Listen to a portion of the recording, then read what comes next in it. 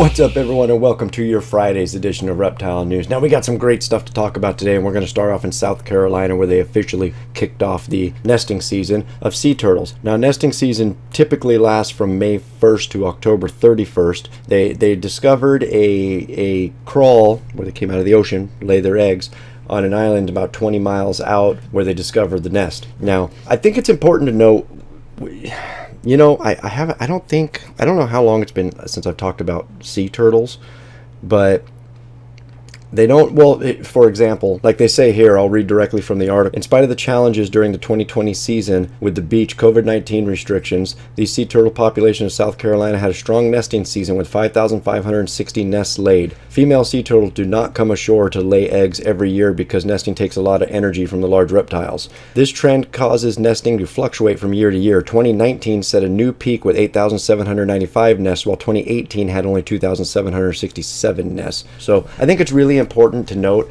I hope everybody watching this show already gets this.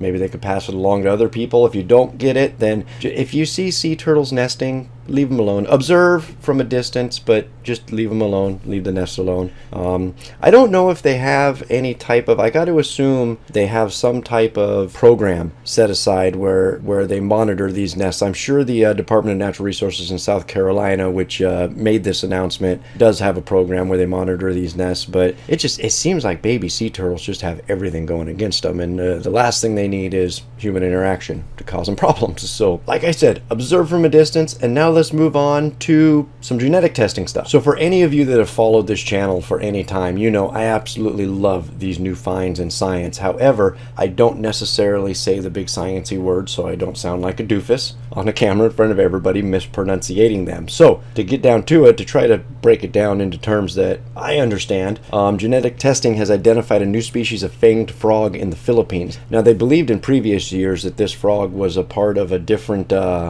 species. They thought it was all one, but they've recently found out it's actually a species in itself. Now, like I said, they're saying this new frog, while it may look no different than the other frogs on nearby islands, that its distinct mating call as well as genome tell a totally different story. Now, researchers from the University of Kansas are calling this a cryptic species because it's taken so many years, it's hidden amongst these other frogs for so many years from biologists. They are saying that this frog hid amongst the other nearby species for the last 100 years. And now I'd like to take a quick second to thank our sponsor for today's show, Exotic Pet Wholesale. Apparently you can buy potbelly pigs there, as well as other exotic fish, reptiles, plants, and probably a million other things that I don't even know about yet. I really like how these guys preach their sustainability and responsibility in the business that they're in. Go over there and check them out, links in the description. And in another exciting turn of events, let's move off to Miami, more specifically Zoo Miami, where they're saying back in February, their Venezuelan Orinoco River crocodile, sorry if I pronunciated that wrong,